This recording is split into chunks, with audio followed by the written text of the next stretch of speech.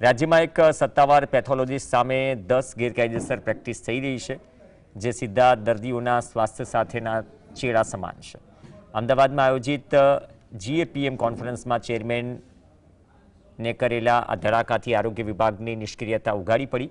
અમદાવાદમાં 3000 અને સમગ્ર રાજ્યમાં 12000 જેટલી ગેરકાયદેસર લેબ્સ ધમધમી રહી છે. સુપ્રીમ કોર્ટના કડક આદેશ છતાં તંત્ર ઘોર નિંદ્રામાં છે. એક તરફ AI અને આધુનિક ટેકનોલોજીની વાતો થાય છે, બીજી તરફ વહીવટીતંત્ર ક્લિનિકલ એસ્ટાબ્લિશમેન્ટ એક્ટના અમલમાં નિષ્ફળ રહ્યું. શું સરકાર જનતાના આરોગ્ય સાથે રમત રમતા આ લેબ માફિયાઓ સામે લગામ કસશે ખરા?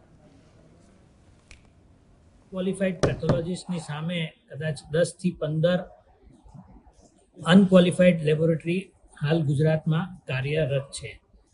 આ સુપ્રીમ કોર્ટનો એક ચુકાદો હતો 12-15 વર્ષ પહેલાં કે MD પેથોલોજીસ્ટ જ લેબોરેટરી ચલાવી શકે, તેનો આપણા સરકાર દ્વારા અમલ ના થયો અને એના કારણે આ બધી ગેરકાયદેસર લેબોરેટરી ધમધમે છે.